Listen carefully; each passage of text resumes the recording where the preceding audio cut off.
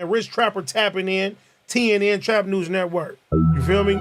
Rich Trapper. The homie wanted you to whitelist this shit too. Who? Rich Trapper. Rich Trapper? He be reacting to your shit.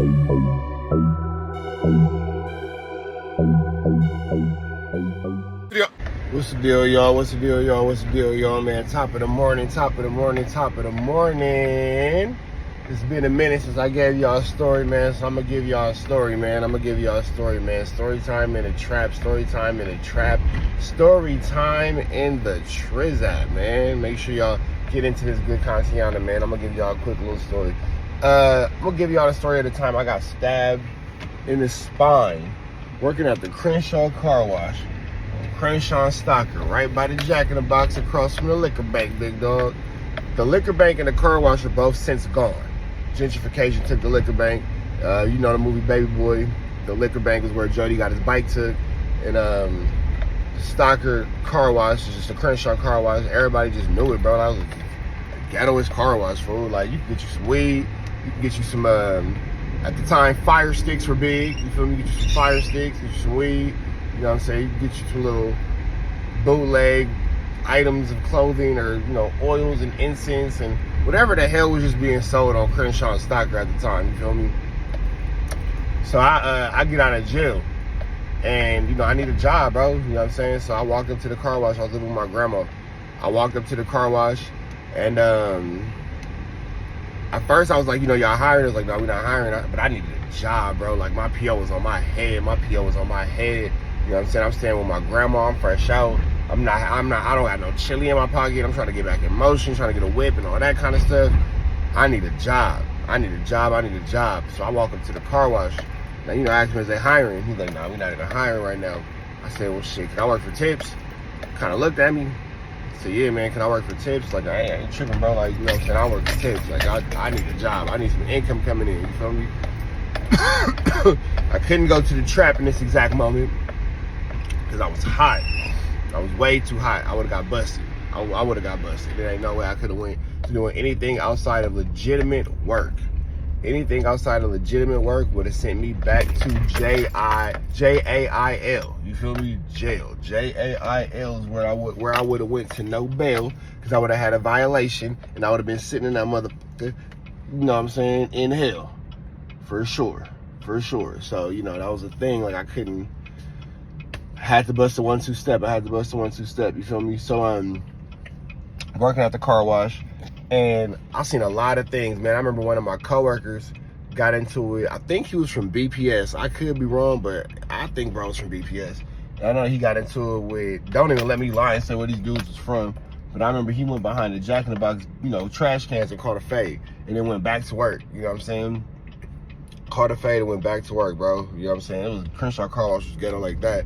We used to get into it with the Pisces because the Pisces would be trying to take all the good cars and all that kind of thing. Like, you know, the car wash is kind of a I got it situation. You know, I got it. You know what I'm saying? Whenever the car come in, everybody kind of wait in line and, you know, you got it. And then eventually you do a good enough job and certain people start requesting you, like, you know, whatever, blah, blah. And you kind of know who's customer. You know what I'm saying? It's kind of the car wash is a trap. I ain't gonna lie, the car wash is a trap. Like, you know who's players who's. You feel me? You know who's customer is who's. You know when Miss Johnson come through in the Chevy Equinox. You know what I'm saying? She go to so and so. You know, Mr. Barry come through and he driving. Excuse me, y'all. It's 7 o'clock in the morning for me. But Mr. Barry come through and he driving the BMW X4. You know what I'm saying? You know who customer that is. And everybody kind of got an understanding of what's going on. And honestly, the car wash ran and kind of operated itself. You know what I'm saying? It was ghetto. We did a lot of flu flamming in there. You know what I'm saying? I done seen niggas get money stolen out of their cars. I done seen niggas get guns stolen out of their cars. I done seen niggas get weed stolen out of their cars. I done seen niggas get jewelry stolen out of their cars. If that shit was in the cup holder at that car wash, you was probably gonna lose it. And they was gonna blame it on that vacuum. Because once it go into the vacuum, it's over. It's over. Once that vacuum come out, it's over. There's nothing you can do, brother. It's OVA. It's over. Over. Once that vacuum come into effect. So, you know, we doing our little whatever. We get a new manager. We had a couple new managers, but we get this one new manager. And I ain't gonna say where bro's from. I ain't gonna say where bro's from. But one day we at the car wash, new manager come, and one of his homies come up there, and his homie recognized me from the county jail. I did his homie filthy in the court tanks. Filthy in the court tanks. When I say I did his homie filthy, I did his homie filthy in the court tanks. Ugly. Compton court tank, I did it to this guy. For those of y'all who don't know, the court tanks is where you get your fades in the LA County Jail. You know what I'm saying? And I ain't gonna say too much. I ain't gonna go too deep into it or whatever, blah, blah, blah. But his homie made a comment. I wasn't feeling it. Line that up. I need that. You got that. Filthy. Filthy, filthy, filthy. Like, how filthy did I do his homie? I mean filthy. Take your clothes off before you come in my house, filthy. Don't walk in my house with them shoes on, filthy. Don't walk in the house with them pants on, with that shirt on, with that hoodie on, with them shoes on. All that filthy. Did his homie filthy, did his homie filthy, did his homie filthy. So we in there. Mind you, this is my manager at the time. Mind you, this is my manager. So, you know what I'm saying? That happened. The homie come in. I recognize him immediately off the bat. You know what I'm saying? So I'm kind of like, I'm paying attention. And, I kind of asked like, what's the deal? Like, you tripping? Like, what's up? Woo, blah. Nigga, we gonna see, blah, blah, blah. When he said we gonna see, I didn't know that I was gonna ever have to get into it with the manager. Ever. So the manager started acting funny. You know what I'm saying? He started like trying to like take away the cars that was mine and all that kind of stuff. And mind you, this is a car wash. So yeah, you a manager, but bro, you ain't got no real power. Ain't nobody listening to you. Ain't nobody thinking about you. Ain't nobody nothing with you, bro. Like none of that has nothing. You feel me? Nothing at all. Nobody cares. It's not like we work at, like some fucking law firm or, office, or even like we work at Target to where you taking me out the schedule and all that. Like, I don't give a fuck. That car wash was so ghetto. People quit Monday, come back Tuesday. They get mad, walk off the job on Tuesday, Monday, they would come right back in that motherfucking Tuesday. Like, it wasn't nothing to manage, bro. It wasn't nothing to manage. The management was just a title. Management was just a title, you feel me? So let me make sure I get this right. So he would have like a little attitude. Okay, excuse me, y'all. 7 o'clock in the morning for me. Y'all literally are watching the sun come up in this video. The video started dark. Now the sun is out. So yeah, the manager, would have his little 1-2 step like Sierra and all that kind of stuff, but he would be hating on me. He would always like, do little shit to hate on me and whatever, blah, blah, kind of mess with my hours, mess with my cars and all that. So one day, my blood cousin comes through. You know what I'm saying? So I'm finna knock down my cousin's car. You feel me? And again, the car wash, it was all right money. You know what I'm saying? You get your base pay, but in my mind, I was busting out tips. I'll be there from the moment it opened to the moment it closed. I'll work my 6-hour shift because they'll never give you 8 hours. They give you 8 hours, they gotta give you benefits. That's when the benefits come in. If you get 5 8-hour shifts and you get 40 hours a week, now you're a full-time employee. Man, the owner of the car wash would give us 39.8 hours right before 40, so he didn't have to give us no benefits. You feel me? Whatever was like the minute right before you can get benefits, he would give us that right up to the minute, make you clock out. You could do the rest off the clock, and you could work for tips. But being there from the moment it opened to the moment it closed on a bad day, I'll walk out that motherfucker with $300 on a bad day. On a bad day, man, when I say I used to work hard at that car wash, the 2 jobs I worked the hardest at was being a janitor and working at the car wash. You know what I'm saying? Yes, I was a janitor, and I was a hard-working janitor, man. What? You wanted me cleaning your toilets. You wanted me mopping your floors. You wanted me sweeping your floors. You wanted me wiping your counters and washing your windows and painting the walls and changing the electrical balances and the overhead lights. Y'all know how to change the balance and all that kind of stuff. You feel me? Yeah, you want me doing all that. I took pride in my work. You feel me? So even when I did labor jobs, I took a lot of pride in my work, and I enjoy seeing something start how it looks, and I enjoy seeing how it looks when it's finished. Whether it's cutting grass, whether it's cleaning up, whether it's painting, whether it's changing the ballast in an overhead light, whether it's plumbing, whatever. I enjoy seeing something go from nothing to something. You feel me? I take a lot of pride in my work. So if I'm gonna do something, I make sure I do it right to the best of my ability with everything I do. So when I was a janitor, you better believe I was the one you wanted cleaning your toilets. That's for sure. But yeah, man. So my cousin comes in, And he was like, nah, that's not your car. I said, man, that's my people, bro. Man, that's not your car. He trying to, like, you know, boss up. I ain't listening to this nigga. Mind you, he just got there. I ain't listening to this nigga. And he's shorter than me. He get in my face and he's like, man, I said blah, blah, blah. And I remember saying, man, shut the fuck up. And I slapped that nigga's hat down. I slapped the brim of his hat down. Man, shut the fuck up. And I slapped his hat down. Boy, that's where it started. Because I took him light. And honestly, I ain't gonna front. I still would take that nigga light. Like, yeah, I ended up getting stabbed, but let's go into this story. So I smacked his hat. I said, man, shut the fuck up. I slapped his hat and I walked away. He turned around and I walked away. I full blown walked away from him. He didn't even push me. I walked away from that nigga. I marked that nigga out. I hold that nigga out. I walked full blown away from that nigga. I slapped that nigga's hat down. I walked away. Shut your ass up, little bitch. And I walked away. I wasn't even tripping. That wasn't a smart move on my end. I shouldn't have turned my back on him. That was my only wrong move. So I'm down, you know, wiping my cousin's tires. And, you know, she get up out of there. She cool. Oh, let me holler at you. Woo, woo. You know what I'm saying? Man, if I say do something, you got to do it. And I remember, like, tripping on this nigga. Because he wasn't... It's going to sound like I was tripping on this nigga, but, y'all, it was the tone. The way he was coming at me, the way, whatever. It was a lot of passive-aggressive body language. And mind you, I already knew he had an issue because of his homie getting beat up.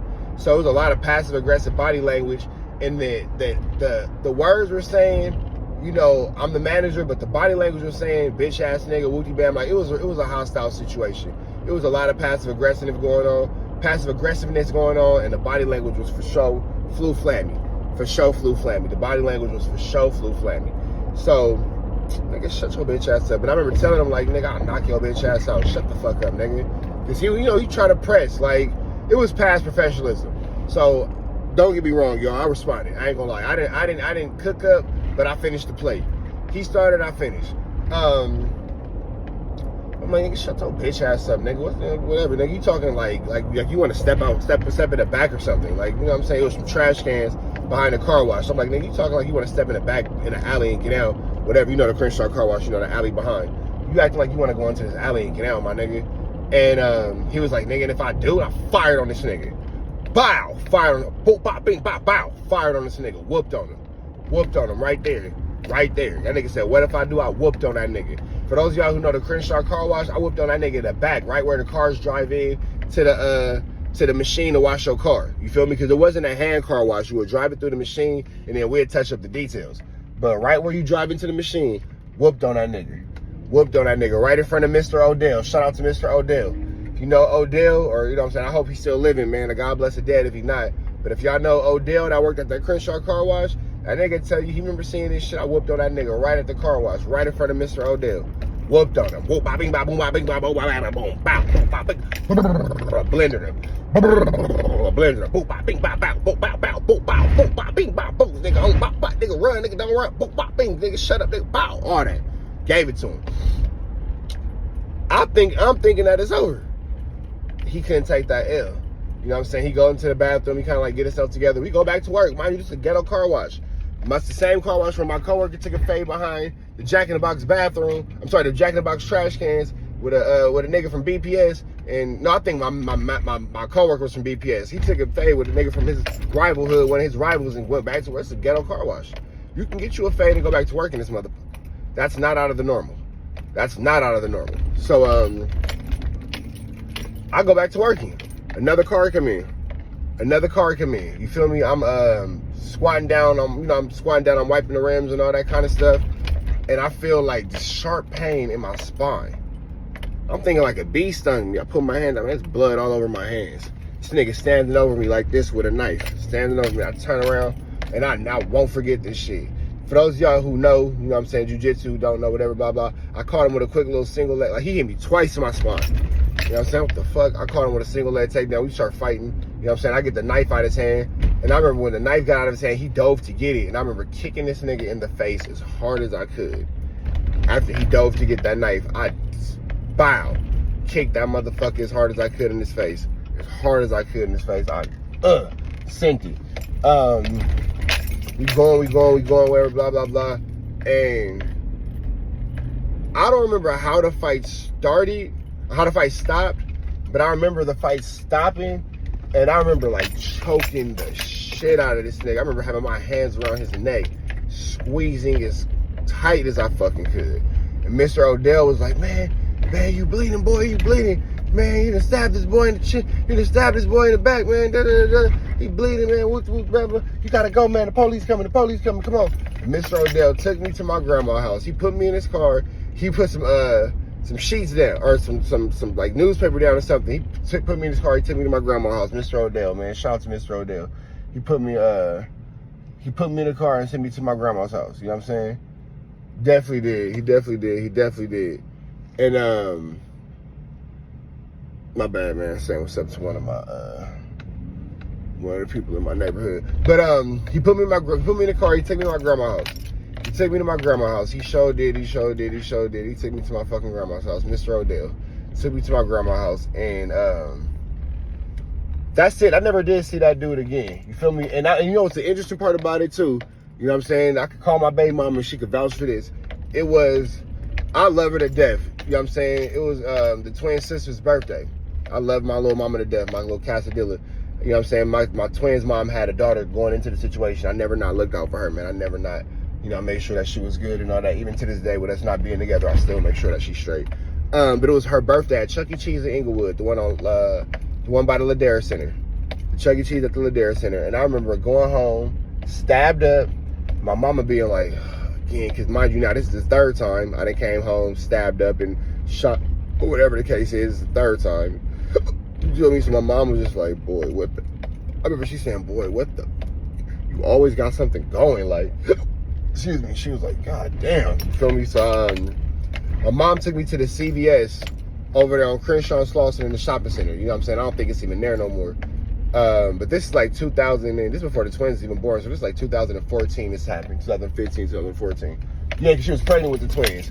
So this is 2014 going to 2015. September. Matter of fact, 'cause it's her birthday, September 2014. My mom take me to Rite Aid. She take me to Rite Aid, you know what I'm saying? Because she know I'm not going to the hospital. If you go to the hospital, they're going to ask you what happened, the police going to come and all that kind of stuff.